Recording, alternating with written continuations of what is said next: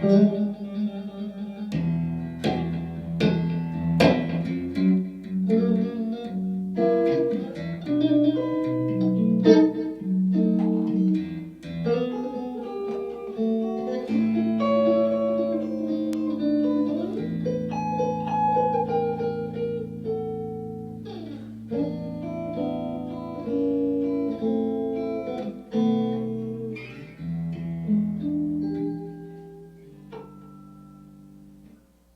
know, that guitar was in tune when I started. It's this one. Anyway, never, okay. Yeah, hello everybody. Welcome to Tom's Guitar Show. I'm Tom. They call me Guitar Tom because I'm often seen with a guitar. And they call me on the phone. They say, "Hey man, what's your show about?" Anyway, well, so it's about an hour. It's about guitarists, guitar players, guitar playing, all things guitaristic. So here's the thing: if you want to call in, and ask a question about guitars, guitar playing, guitar players, the care and feeding of your guitar, what kind of guitar is right for you. Talk about something else like the guitarrón, sitar, the guitarra, uds vihuelas, banjos, balaicas, bazookies, bajos, sextos, chitoles, tiples, tres, cavaquinhos, banjolins and banjoladies, and mandors and mandolas and mandolins, harmoniums, harpsichords, harmonicas, pipe organs, piccolos, clarinets, clavinets. It's kind of interesting. You can see through my guitar. What do you think? Hey, Brian, you see the white? You can see through my guitar, huh? Anyway, if you want to talk about violins and Saxon violins on television or whatever, it's kind of cool. You can see through my guitar, but or anything musical is fine. Or politics, world events, your own personality problems, that's fine. Call us. There'll be a number on your on the screen occasionally, but keep it clean. This is a family show. Yeah, it's kind of. I'm just grooving on the. I'm looking at the monitor. You're never supposed to look at the monitor when you're on TV, but I'm a rebel. So yeah. So I. It's your show. It's my. Well, I could see my guitar through my guitar. Anyway. I promise the producer won't fire you. That's right. I'm the producer. I could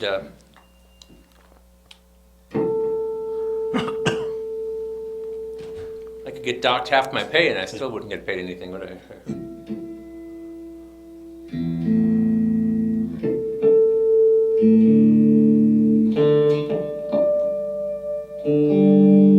Anyway, I'm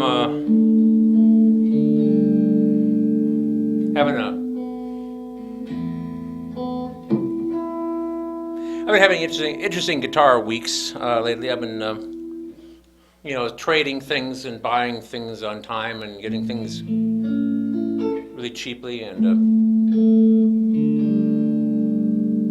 just changing things. I think to be succinct about the issue, I had a ninth grader who actually takes electric guitar lessons from me, but he for some school project, he had asked me some questions, and like what am I hoping to achieve? And I say, a good sound or something. And I asked you what I was trying to do. I said, I try to sound better. That was I think he's asking people who have some sort of career, what do you want? I want to sound better. So always, and I guess basically I'm always trying to. Once I do get something that sounds really good, and I have a nice little gig on Sunday where I'm going to play my electric flamenco guitar through the little brown amp. I've got it all figured out, and I'll probably put a new set of strings on like tonight so they're all stretched out. But what sort of gig do you have this weekend? Well, I have actually a private function. Oh. It's like a reception on Sunday evening, and but it's all kind of hoity-toity and everything. So I'm gonna shave and try to behave like a gentleman, see, because that's where the big money is, I suppose. Or anyway, but and I'll play the more classical guitar style. But Friday I might be at the Tuscan Moon because maybe the season has begun. We'll see. It depends on weather and how many reservations there are. Can't be long now. I will be at Tuscan Moon in beautiful downtown Kelowna on Saturday night, though. I'm supposed to be there at 6, so I'll be there about 6:30. And I'm supposed to play till 9. I'll play there till 9:30, maybe 10. And so we'll all have a good time. Anyway. That's west off of exit 80 on 218? Yeah, yeah. If you you can go down Highway 1 from Iowa City, and they've actually widened it. It's still maybe dangerous, but I always just go down Highway 218, which is 65-mile-an-hour speed limit, and then I get off on Highway 22, which is exit 80, Riverside exit. You get to drive through the future birthplace of Captain Kirk of Star Trek fame, and then you continue to the next town over, and which That would is be Kelowna. It's Kelowna, and then there's a sign that says Business District. Kelowna is a rather small town. You could still get lost, maybe, but just take the sign that says Business District, and then you look at the a rather large red brick edifice with a pergola and a big courtyard area with things growing on it. They're like vines and things, and that's the Tuscan Moon. And if weather permitting, I'll be outdoors. And lately, I've been playing electric guitars, and like this. I played this 2 weeks ago, and people were fine because we talked about this. Solid body electric guitars. Solid body electric guitars, not the jazz guitars, not the acoustic electrics, but now I'm playing these. And what can I say? Baby boomers are, I mean, this guitar came out, not this particular one, but this design and everything came out in 1954. So it's, you see, because in the old days when I used to play my gigs, the people I was playing for, they came of age, what, the 40s or the 30s, so they were, So, you figure somebody playing a guitar like this must be a hippie freak or something like that. But now, the people who are out there buying, $80 bottle of wine, they were hippie freaks, so back in the day. Or prior to the hippies. Bill Haley in the comments. That's right. Anyway, so I brought white guitars. So I'm going to play this one a little bit just for fun. This is a Mexican Stratocaster. I haven't had it very long. It's Arctic white. Looks a little kind of beige in my monitor, but it's white. And not as white as the pickguard, but almost. Yeah. And that looks better than that camera. Yeah. And I like it. I must say I have other Stratocasters, and in fact, the truth is I acquired one only last week on Wednesday, and red one. I'll probably have it on the show. It was somewhat distressed, although.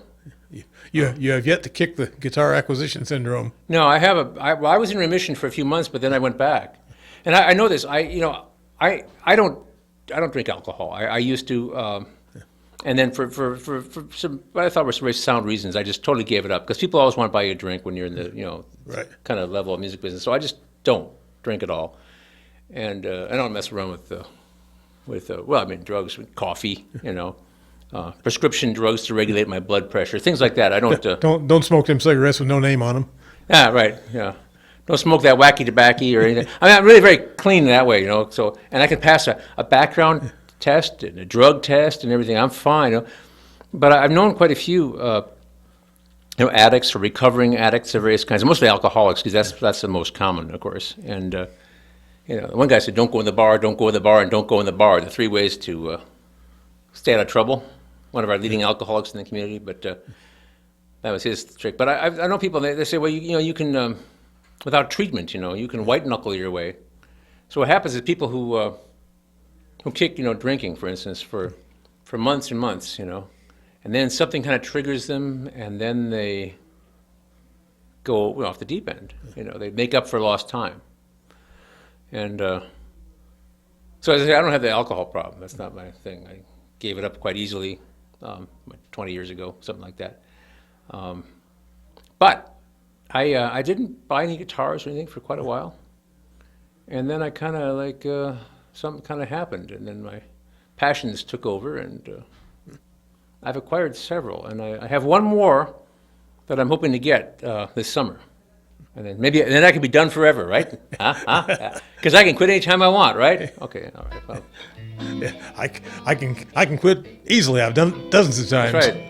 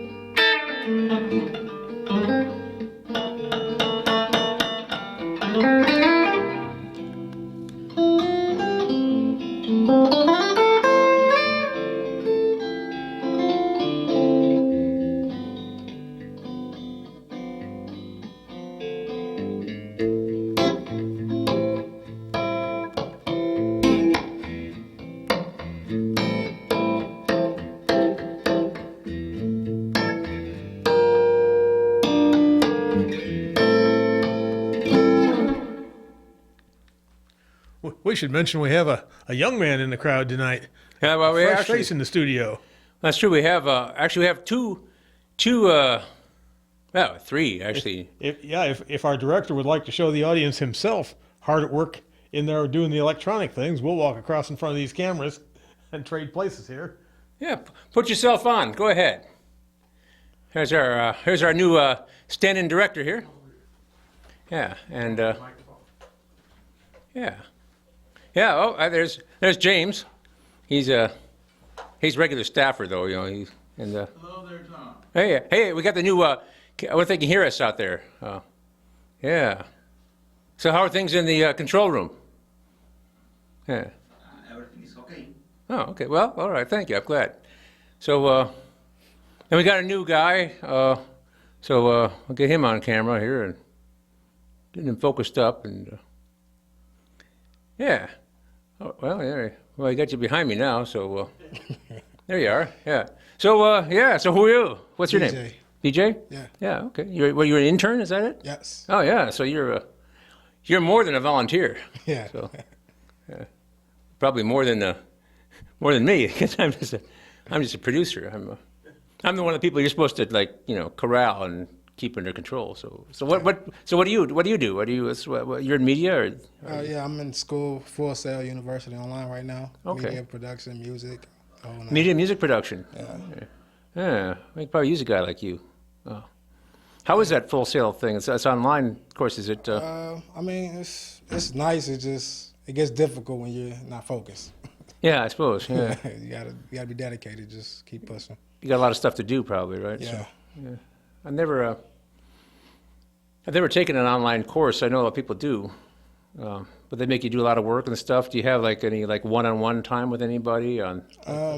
We have like class discussions. You can participate in if you like or not. Okay. It's pretty simple stuff, really. You just stay focused, reading everything you can, and just learning as you go. Okay. So you're gonna be able to be like useful in a recording studio and all that stuff now? Is that the point, or? Yeah, that's what I'm working on getting to. Yeah, like I kind of record myself. I'm kind of trying to be an artist myself, write lyrics and everything. So What kind of stuff are you doing? just hip hop and Okay. R&B stuff. Yeah. So you're doing that like sampling and stuff like that for the. Yeah, sometimes make my own things too. So Yeah, that's interesting. Yeah, well, that's good. And that's. I've been thinking. I've known some people who've been successful, like with engineering. You know, of course, they do a lot of different kinds of things. You know, they do whatever comes up to make money. I mean, some people are. I mean, they're like stars. You know, but yeah. people who. I mean, that's my point eventually to get to. Like I want to Yeah. jump in different genres. Yeah. Well, maybe someday you can record me. I don't know. I mean, I like to work with somebody just learning the guitar. Yeah, that's a central preoccupation in my life. But Bob can tell you, he's seen me go through a lot of this. But Yeah. I have. Last time I counted the number of guitars I had 72. But I don't know where I am. I don't know where I am. I've some things have happened since then. I can't really keep up. Yeah. You know, I need to do an inventory, and I got bass guitars too, and mandolins and ukuleles and banjos and things. Cool. And, bucket full of harmonicas and other things too. So. Stand-up basis. Stand-up basses, yeah, two. I got one 3/4 size, which is like the kind of the regular size these days. But very few people play the full size, and I have a half size, which I used when the kids come over to the house for lessons. But haven't had anybody under the age of 50 come for a string bass lesson for a while, so it's upstairs, But yeah, well, keep going for it, and I think actually learn how to play something where you actually get your fingers on it. Yeah. It's really good. You play keyboard at all, or? Nah. Yeah. Well, see, I just bought my first acoustic guitar like 2 weeks ago. Okay. So starting to start somewhere. Yeah. They say the journey of 1,000 leagues begins with the first step. But of course, I've been always talking about how I'm a guitar addict. Mm-hmm. So it's like some people are like with drinking. They say the one drinks too many and 100's not enough. Yeah. See, that's kind of how I am with the guitars because they're all a little different. But you might be happy with one. I can hope so. I hope so. Yeah, Willie Nelson only has one, but I don't know. I don't know if you want to be like Willie Nelson, but he's been very successful. But He's very successful. yeah, but I've been reading about various musicians over time, and the ones who really do well are ones that often have a really good business sense, Yeah. So you can because you might be a great artist, but if you don't, make any money, That's not a point. yeah, well, you make great art maybe, but Yeah. you won't have the resources to make the really good art. Nobody's going to hear it, and you're going to have to do something else just to stay alive. And Yeah. Well, I always feel like, if it's your passion or what you want to do, like me, the money will make itself. yeah. Yeah. Well, I hope so. The first 40 years or so are the worst, but then it's never mind. The first 40 years. That's all I do, But I mean, it's either you do it for your passion or you do it for the money. yeah, well, I do it because I have to, Yeah. and but I have to make money because I don't have I don't have another source of income. I guess if you win the lottery, you can take the lump sum, or else I'll give you like $1 million a year for 20 years or something like that. I don't have that. I never won a lottery. I don't even play the lottery. So, but if I did play the lottery, I probably wouldn't win. So, I mean, my chances are greater of getting struck by lightning on the way to get the lottery ticket than to actually win the lottery. So, Yeah. and I've got the luck of the Irish. So, like the potato blight, the potato famine, and Oliver Cromwell, all those things. So. Anyway, so I don't play the lottery, but yeah. Well, I wish you the best, and you're going to be here for a while. You'll be Appreciate it, work yes. on my show for a few weeks here, maybe. Or, Yeah. I could use the help. Definitely. I'm here. Okay. Well, good to have you on Thank you. Welcome aboard. You won't be the first intern we've gone through here. You won't be the 100th intern we've been through on Tom's Guitar Show, but Yeah. 20 years, 21 years on the show. I mean, Bob's a relative newcomer. How long you been here? About About 9 or 10 years. 9 or 10 years now? That's all? Yeah, okay. Well, yeah. Maybe you'll stick around for a while. Yeah, well, you'll learn everything. We'll get you directing and everything in a few weeks here, a couple weeks, Yeah. Get you behind the switcher and everything, so. Cool. You'll be an experienced video producer and stuff. And internship's probably a good idea. And anybody else who's watching, this is something that's open to do. You can intern. You can also just take the classes and volunteer Yeah. and work on people's shows and stuff like that. And when I first started here a long time ago, it was I just signed. I had a job where I was working about 50 hours a week. Plus I had other things to do. And then when I left that job and opened my own little guitar shop, I had a lot more time. So I came to the predecessor of PATV back in the 80s, back in the ancient days. And I took all my workshops, and then I just put my name up on the board for volunteering. And I ended up in all kinds of situations, just running a camera for things, Yeah. political campaign, the 1988 presidential campaign, all kinds of things, different things. And I helped out, and I got very adept at being a camera and directing and stuff like that. I got very used to it, and then I actually worked on some pretty large scale projects over the first few years. And I really haven't done anything but Tom's Guitar Show for a long time now. But getting around there, and one thing is you get to know other people. And so if you want to do something, you get a crew, because you know other people, and maybe you work on their crew, maybe they'll be on your crew. All right. So that's why, that's why we should. That's why it's better to have this. And everybody said, "Well, what do we need PATV for? Everybody can make a movie on their phone, but it's not a very good one." All right. Production, not good. Yeah. So here we have these lights. We got all the cameras. We got got our director's camera back there. Yeah. You got to put yourself back on again in here pretty soon. Okay. Go ahead. Put your. This will be the new thing. I always like to see what's going on in the control room and see everybody can see what's up. Yeah. Whenever you feel like it. There he is. That's our director there. That's great. Yeah. So I guess you could talk to me too if you want to. We got the PA, right? Now we can talk from the control room Yeah. to over there. Yeah. So why don't you introduce yourself to the viewing audience and put yourself on camera and introduce yourself. Okay, now I think I'm in camera too, talking. Uh-huh. And it's really nice to be here and excited. And tell us all your names so we'll all know who. Well, my name is Manny Galvez. I'm here from Iowa City. And I'm here in PATV for maybe 3 years, around 3 years. Who's that upstaging you? Well, that's Brian. Yeah, he's Brian. He's He a was staffer. Brian. Yeah, he's a staffer. Well, that's good. Good to have you. Yes. thank Okay. you. Well. Yeah. So our usual director, Mr. Skopinski, there, he's on vacation. So But anyway, come on down, make your own TV show. that's right. And while I'm at it, I'm going to switch guitars here. So I'm doing a white guitar show. So this is my white Mexican Stratocaster. I haven't had it very long, but I really like it.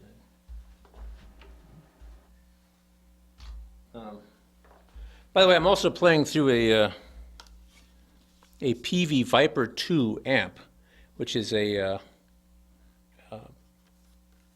one over here. It's a fairly inexpensive amplifier, it has a whole bunch of modeling stuff on it, all kinds of electronic doodads. It's kind of, but actually it's kind of handy to have because and I have another guitar I'm going to play in a little while that has an extended range. So this amp actually will be an acoustic guitar amp, electric guitar amp of various kinds with all kinds of different sounds and modeling, and also a bass amp. So I don't worry about plugging anything into it. I have some other amps that I might prefer, but well, it's sharp. So I'm using the guitar tuner as a mute button, because if you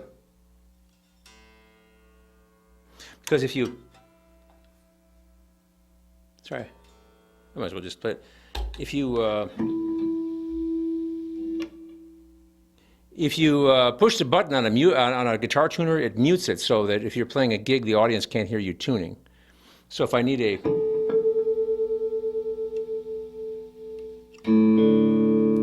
to mute it, so if I start going to turn off the amp, I just have to push the button.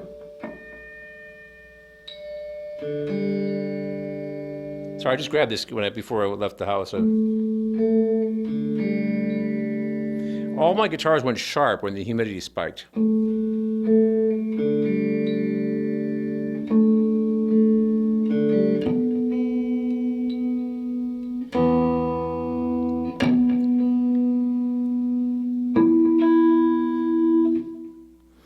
So this amp, this PV Viper, has a noise gate in it, and if you play a note softly,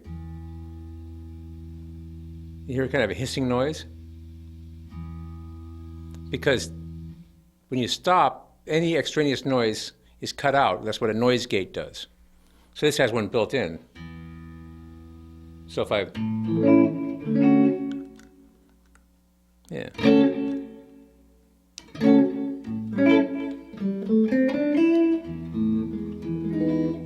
Anyway, I kind of wanted to get rid of my PV Viper too, because all the cool guys, they'd say, "Yeah, what are you doing with a PV Viper?" And I started thinking, yeah, but it sure is a handy thing to have around the house. You grab it, you could plug anything into it, acoustic, electric, bass, guitar. And it functions. It has a noise gate, all kinds of effects. So, anyway.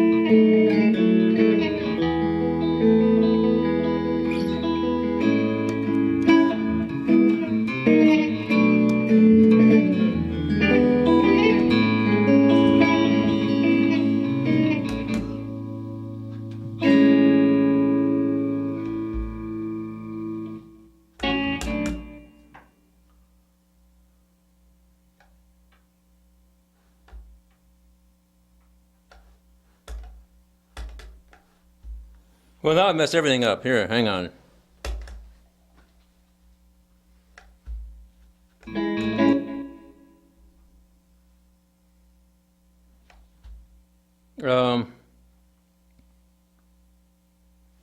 Sorry, I've forgotten how to kill it. Now I've got two of them.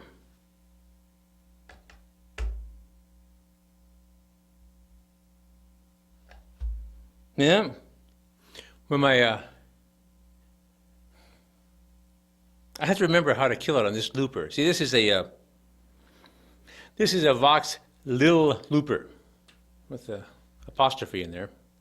And, hey man, you got the shades on. That looks good. Yeah, sorry.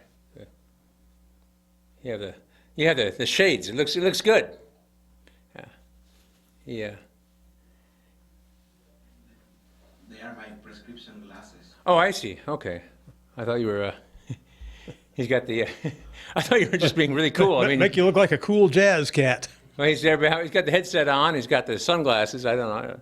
Anyway, I was trying to remember how to turn this thing. Make this thing. Let's see. Because usually you just like. That's dead. Okay.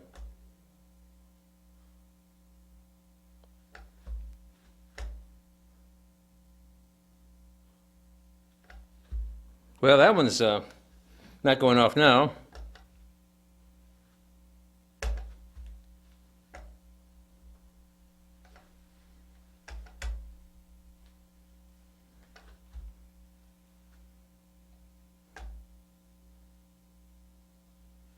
Ah, I did it.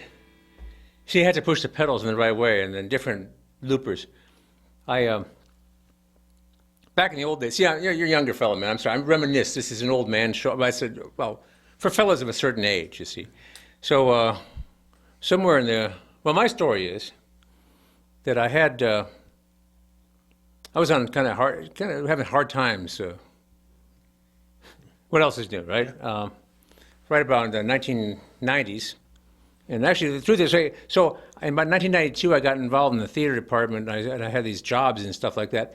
And the one job was to compose music for a play that was being bankrolled by a rich Hollywood producer. And it started here at the university. So we went to New York City and worked on a stage reading, and a bunch of like Broadway people helped out with everything like that, because there's a lot of work putting into a play, you know. It opened up here with great fanfare and great success at the Mabee Theater at the University of Iowa. And then in the spring, and then we packed everything up, and we had a set. It was designed, it was built, and it all went on a semi-truck, and went to California, where we mounted the show with a few, and the problems started to emerge, some serious problems. And I don't want to go into any great detail, but anyway, I lost my job. The show closed tragically, suddenly. The idea was we were going to do 8 shows a week at the Helen Hayes Theater on Broadway. And that would be my job for as long as the show would run. And I figured that's a pretty good job, 8 shows a week on Broadway, and pretty good money. And if I could find some couch to sleep on or something like that, I could save it. Because the other thing was going on in my life at the time was my son, Abram, was gestating at that time. So that was the year he was born. He was born November of that year. So the whole thing went down in flames in July of '94.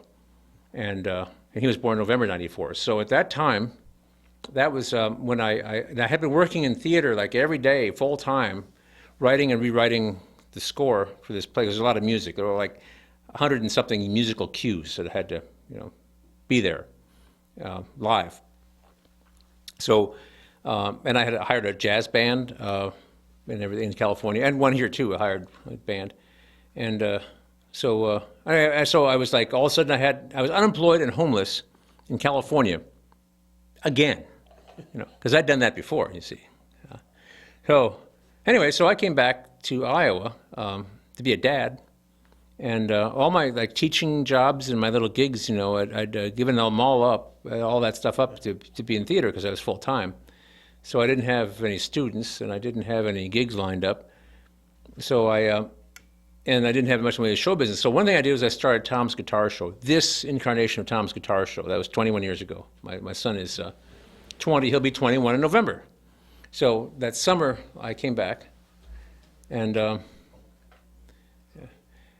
then here I'm reminiscing. Excuse me. That's what we do when we someday, if you live long enough, you'll reminisce too. So sorry. Anyway, so I know Bob does occasionally. Like Grandma used to say, you'll get old someday if you live long enough. That's right. So if all goes well, look both ways before crossing the street. Don't text and cross the street. People do that all the time. Splat. Anyway, never mind. Okay, so to continue with my long, boring story. So I started this show, and then I went. I had given this gig that I had every summer at a Mexican restaurant called Gringos, of all things, which I believe is a racial slur, downtown Iowa City, for the Arts Fest thing in the summer.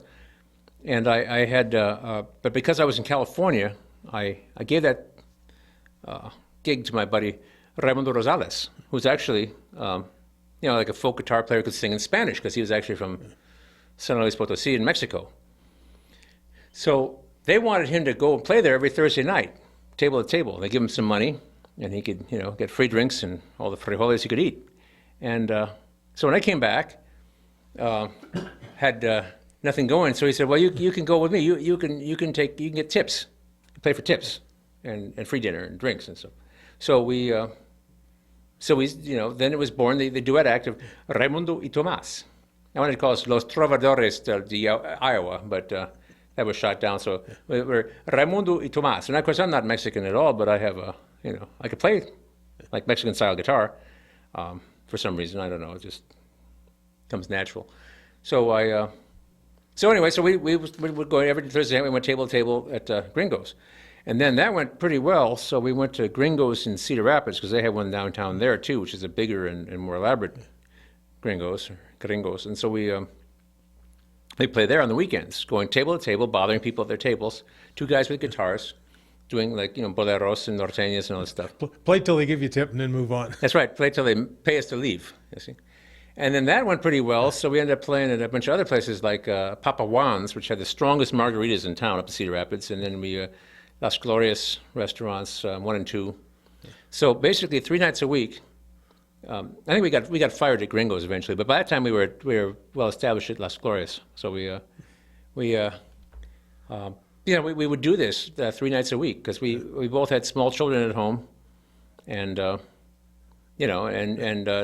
wanted to be fed. Yeah, we need to be fed. Yeah, and we had financial obligations. So Mundo and I went and worked together like this. And at somewhere along that point, I needed a car, because I had to give my car basically to my son's mother.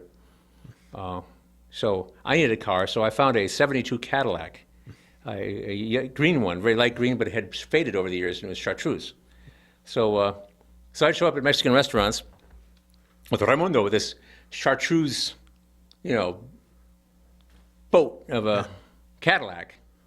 And we would wear vests and ties and black hats, and we have our guitars, and we go to the restaurants, and we'd go and actually hit maybe 3 restaurants a night and go around, you know, and we go to the next one over, and we're doing, you know, and I say I don't really speak Spanish, you know. I grew up with French and I studied Italian, but you know I could sing along, you know, in harmony with him, and I sang Margaritaville about 10 times a night myself, especially at Papa Juan's. So anyway, so I'm reminiscing even more. So I'm going to cut my story shorter, but because it can go on. But so okay, we did that for a number of years, and then after about 3 years of that kind of behavior, my buddy Raimundo left town.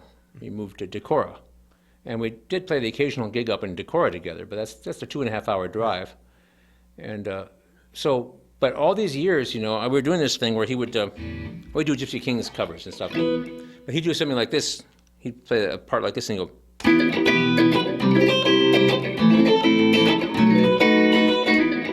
Yeah, and then I get to do the lead guitar.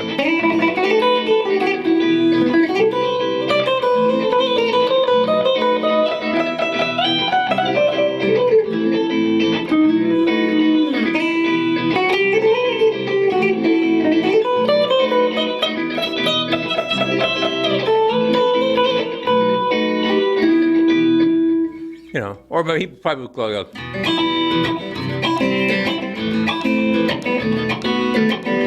It's a rumba, see. So, but I played all those leads all the time because he would sing, and then he would take a break, and I would do a big, you know, long lead, and I would do that, you know, for several hours every night, over and over and over again, songs, all these different songs. I memorized all these. Excuse me. I thought it was getting a little lower. Traditional songs, and pardon the mic noise at home, and so you know, after he left and broke up the act, I didn't know what to do with myself as far as because I had before that I'd had a long career of playing solo guitar, which I still do. So around about 1998 or so, I discovered the Boomerang looper, which was about like $500 or something like that, and it was the first looper that I could find. Yeah.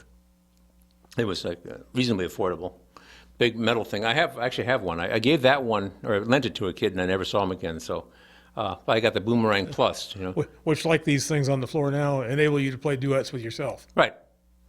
So it was looper, and this big gray metal thing, and so I do these gigs where I would, and for one thing, it took a while to get, so I could do it. Right now, looping is fairly effortless for me. Because I've been doing it for what's this, 2015, 17 years. And I've done all kinds of things. And I highly recommend it. One of my students last night came to his lesson. He'd bought a looper, a little Boss RC1, which is one I don't have. I have a collection of them now because every year or so I buy another one and a different one. I have the Ditto. I've got the Hot Tone Wally. I've got this is a Vox. Which I guess I should probably. This has been, by the way, this has been fun. This Telecaster, I like this Tele.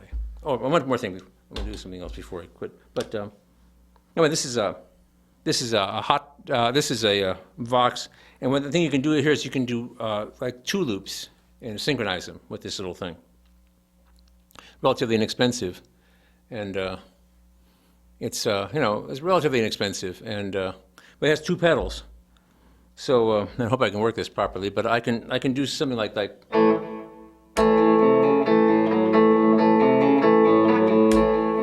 that's one loop.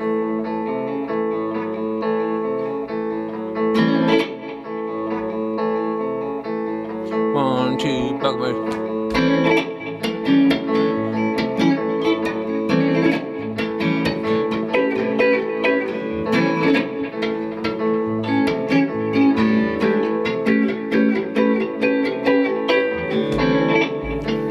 so loop 2 is actually longer than loop 1. I could do just 1 bar. So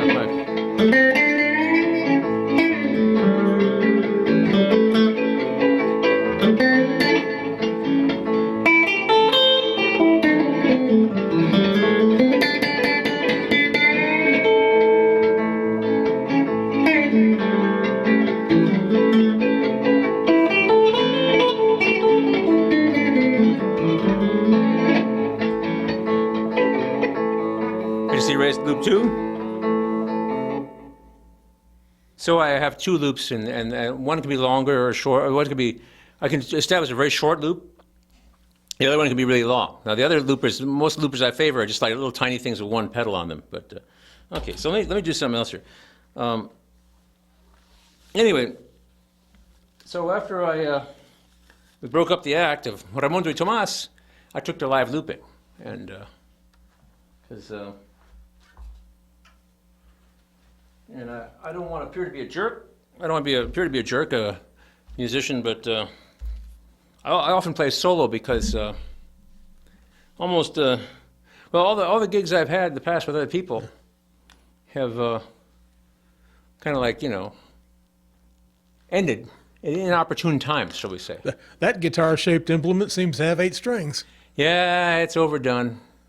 It's too big. I was trying to explain this to a kid, and why I wanted more strings, a little kid. And that kid plays the ukulele, and as you probably know, the ukulele only has 4 strings. So why do I need this so many? And that's because, there we go. I'm looking at the tuner here.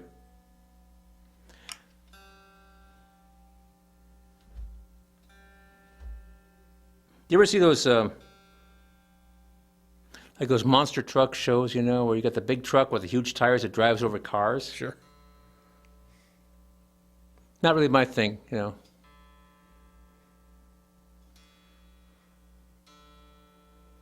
I'm turning this thing off. I'm better off tuning like that.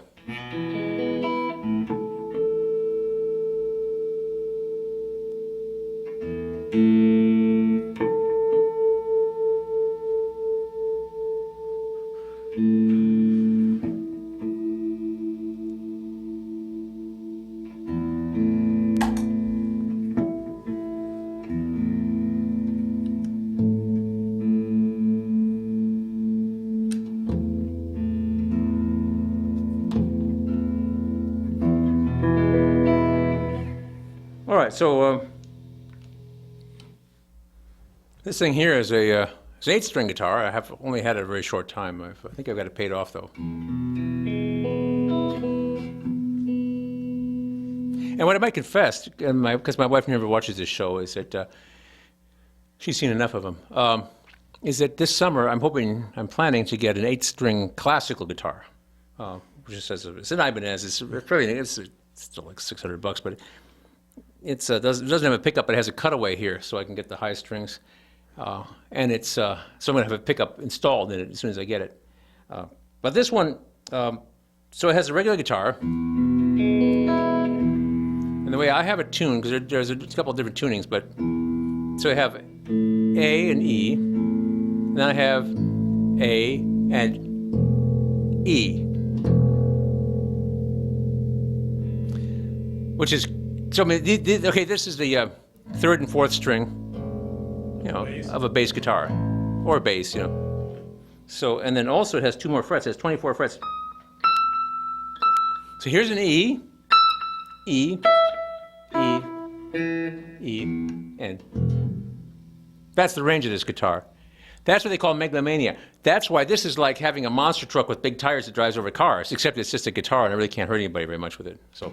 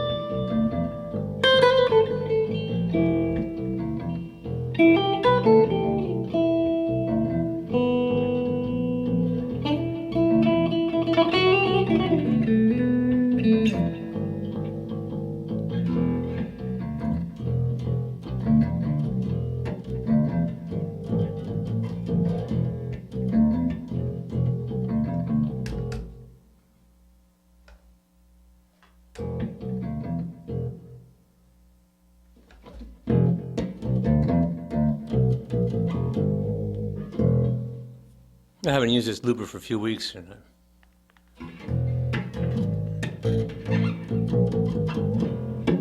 just put new strings on this. I thought these would that'd be heavier. It's still a floppy. I gotta get something heavier than this. See, that gives me a feeling of power. You know what I'm saying? Because I mean.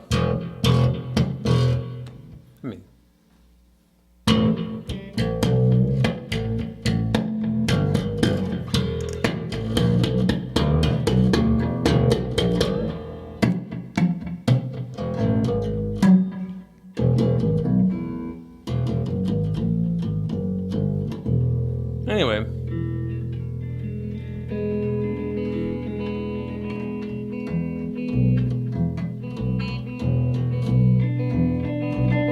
I'll be back next week. I always come back.